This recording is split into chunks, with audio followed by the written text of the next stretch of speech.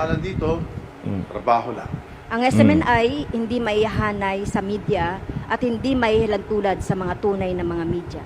Sa katunayan, ang SMNI ay kinasangkapan ng nakaraang Duterte administration para mang-red tag at magkalat ng mga fake news. Lala!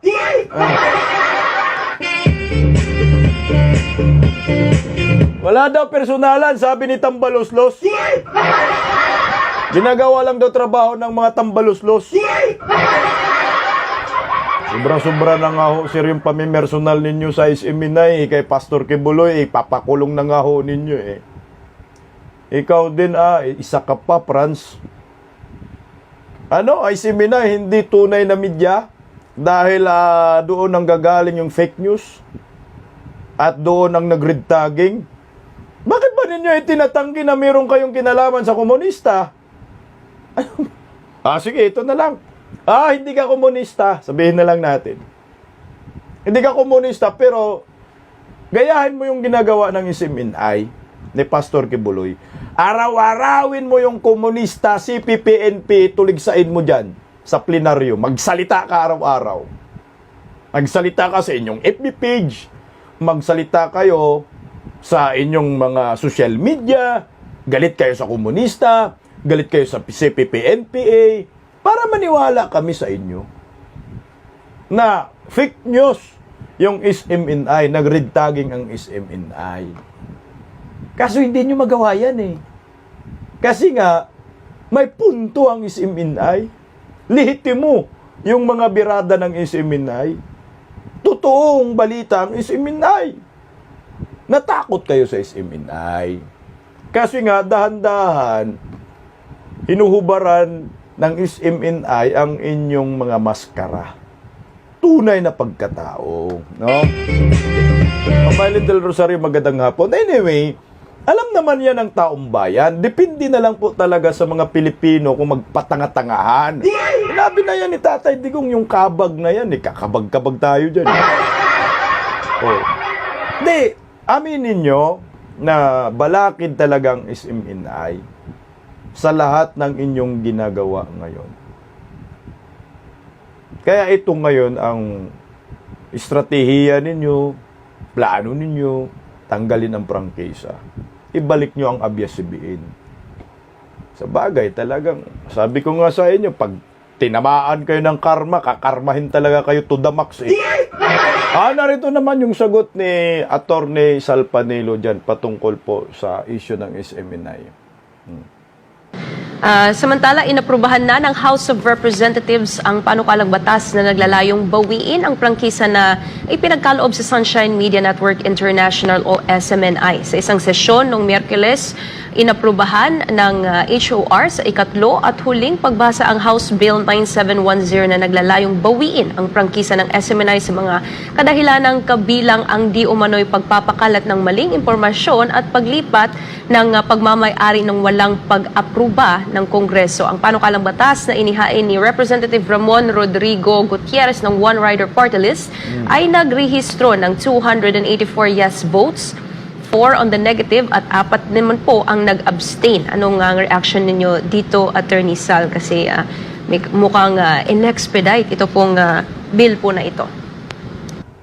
Yan naman alam na natin yan mula sa pool na talaga yan ang intention nila, pasaraduhan ng SMNI. Wala pang ang batas, pinasaraduhan na nila. Pero ganito yan. Ang Kamara de Representante hindi nakakasiguro yung kanilang panukalang batas.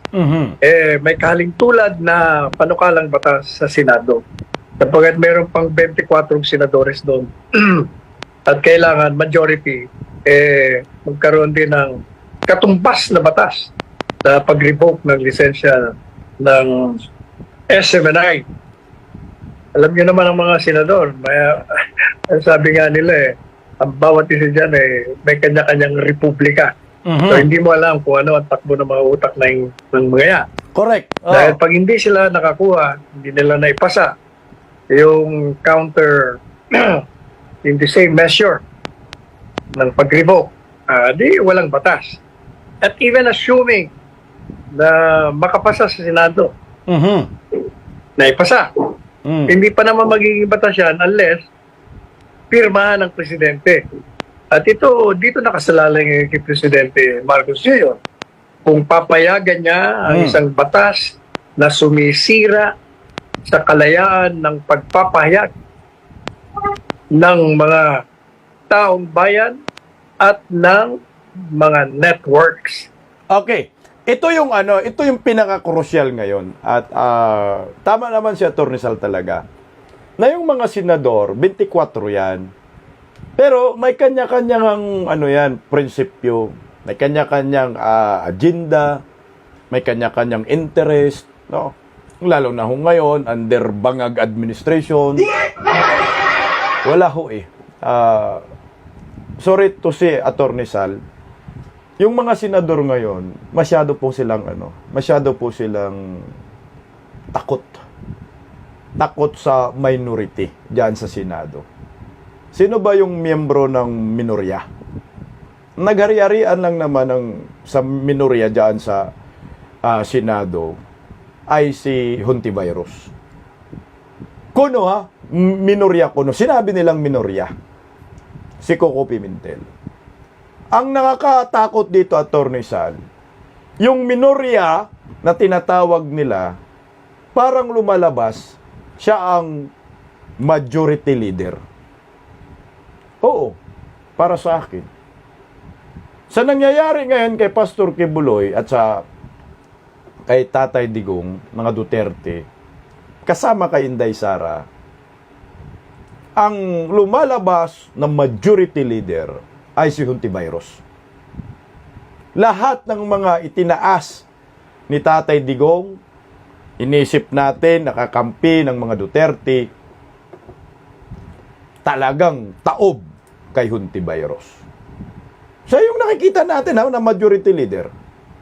Na kung ano yung sasabihin ni Hontiveros, hindi lang majority leader, parang lumalabas si Hontiveros ang Senate Presidente, ay masusunod. Yung nakikita ko ngayon dyan sa Senado, ang lumalabas na bata, frontliner ni Tambangag ay si Hontiveros. Tingnan mo, uusan dito sa Senado kasi tapos na sa Kongreso yung patungkol sa isiminay na franchise, no? Pag umusad sa Senado nito, siyempre ang magtutulak yan ng panukalang batas ay si Hontiveros. Hontiveros. So yung ngayong iba dyan, plisip yan sila. Plisip lang yan. Pero alam na ho natin kung ano ang kagustuhan ni Tambaloslos, Tambangag at ni Mamsi. Huwag na natin dayain ang ating mga sarili. No? Ano na tayo? Real talk na lang tayo. Tatanggalan ng prangkisa ang SMNI. So dito tayo talo-talo. Tama yung sinabi ni Atty. Sal. Hahayaan ba ni Dayunior na makitil yung tinatawag na freedom of expression, freedom of speech, press freedom sa panahon niya? Dahil pag tiningnan mo po, ang violation ng SMNI kuno, hindi naman talaga violation niyang pagtatanong, iyan lang naman. Nung naitanong lang yung traveling expenses ni Tambaloslos, yan lang naman na pag-inita na agad.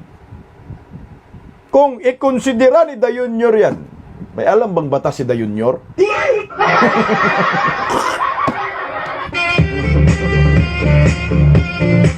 May alam bang batas si Dayunior? Ay, si Mamsi nga abogado, no?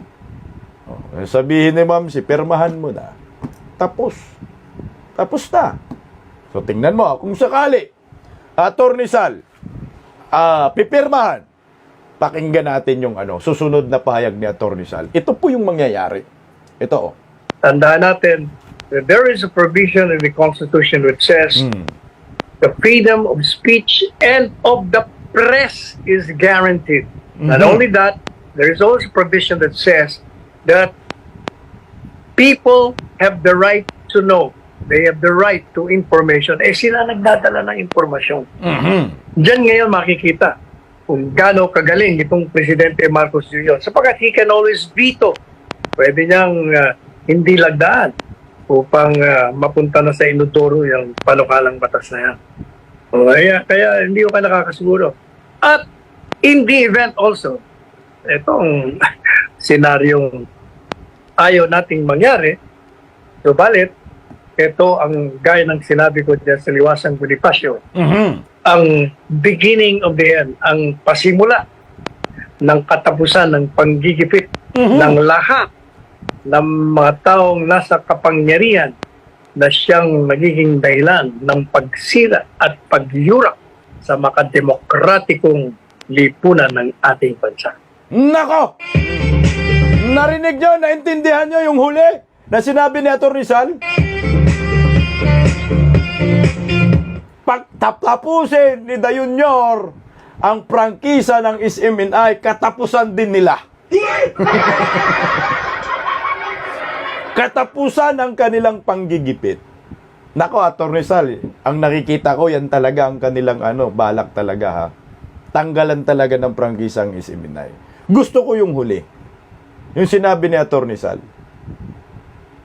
Dito makikita, hindi galing, dito makikita ang katangahan nila. At dito natin malalaman kung may mga utang na loob sila. Wala na mga utang na loob, kapal ng muka.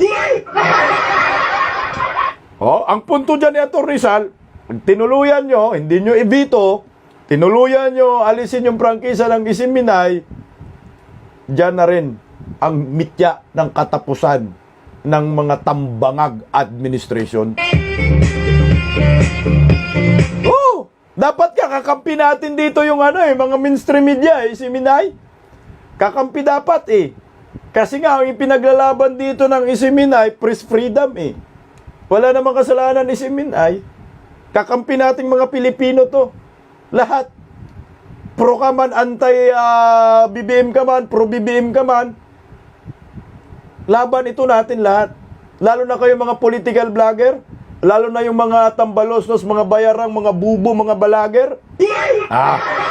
Pinag-uusapan, freedom of expression and freedom of speech.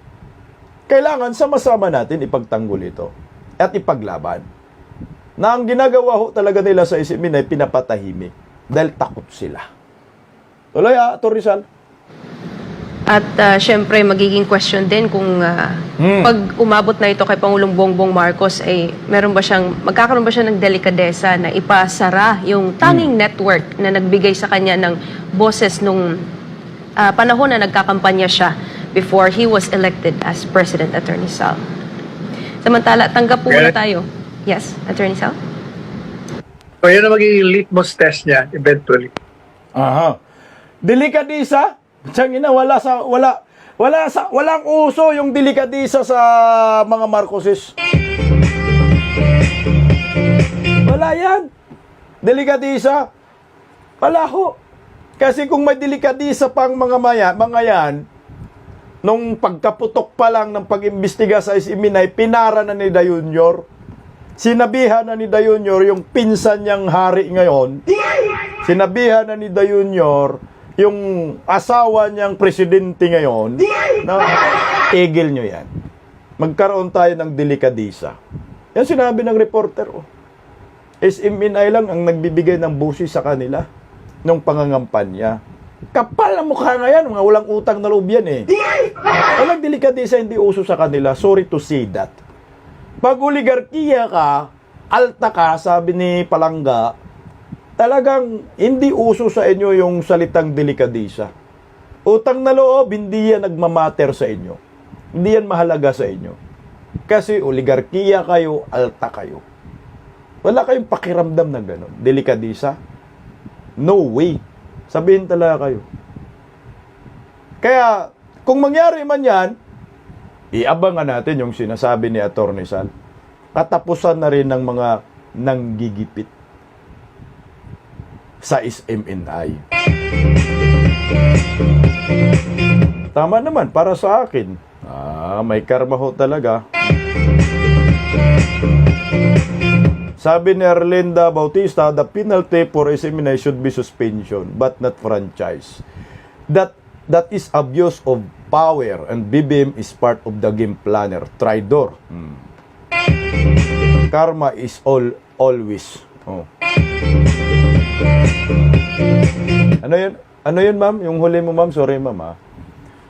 Sinuspindi na nga ho yung SMNI, pati programa, pati mga host nga ho, pinapakulong nila. Hindi pa rin sila nakontento eh. Nasaktan kasi sila sa tanong.